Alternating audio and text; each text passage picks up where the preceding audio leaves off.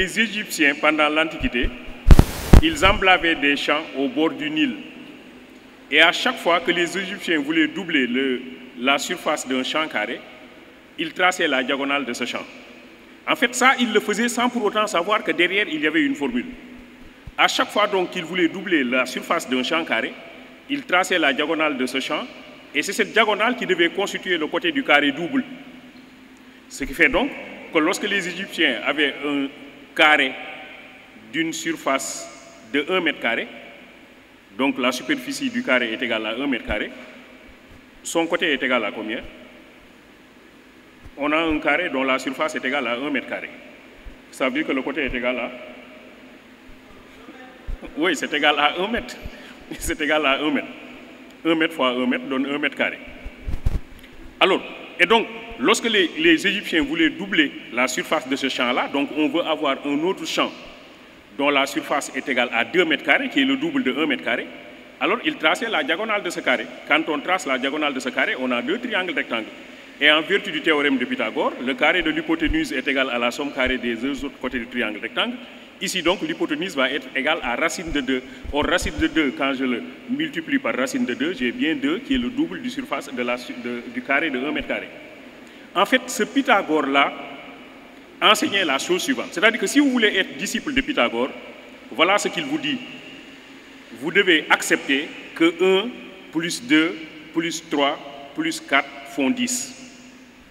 Donc 10, c'était le chiffre mythique de Pythagore. 1 plus 2 plus 3 plus 4 égale 10.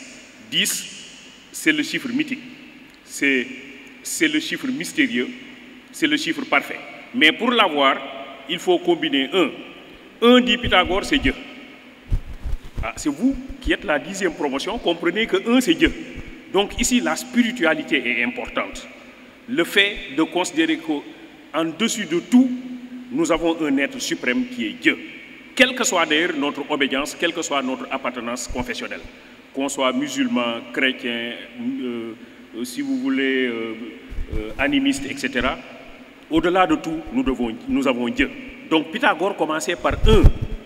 Cela veut dire que dans ce que nous faisons, nous devons mettre l'accent sur la spiritualité. La croyance en Dieu constitue un élément excessivement important, surtout pour ceux qui vont exercer le métier de médecin. C'est important de mettre Dieu au-dessus de tout. Le deuxième élément, chez Aristote, c'est le soleil et la lune, qu'il appelle les 2 luminaires. Le soleil et la lune. Il les appelle des luminaires, c'est-à-dire des éléments qui éclairent. C'est important, on a besoin d'être éclairé.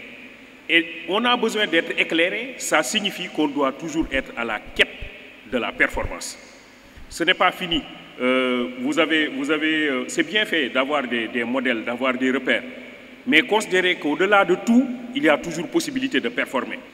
Le 3 maintenant représente ce que Pythagore appelle les 3 constituants de l'univers.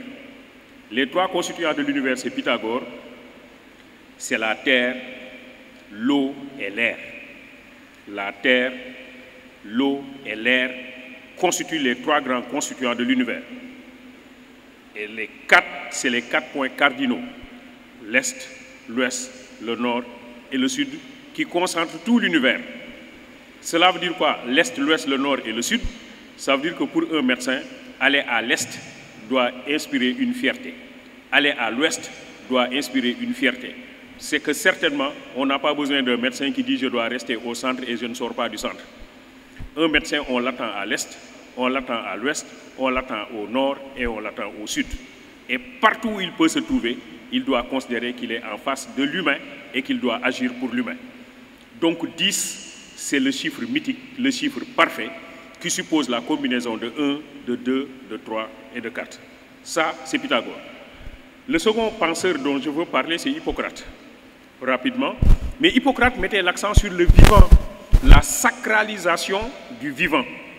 En fait, on connaît bien le serment d'Hippocrate, ce n'est pas la chose suffisante, mais derrière, c'est que Hippocrate est quelqu'un qui a été formé dans une université égyptienne au moment où les Égyptiens mettaient l'accent sur la sacralisation du vivant.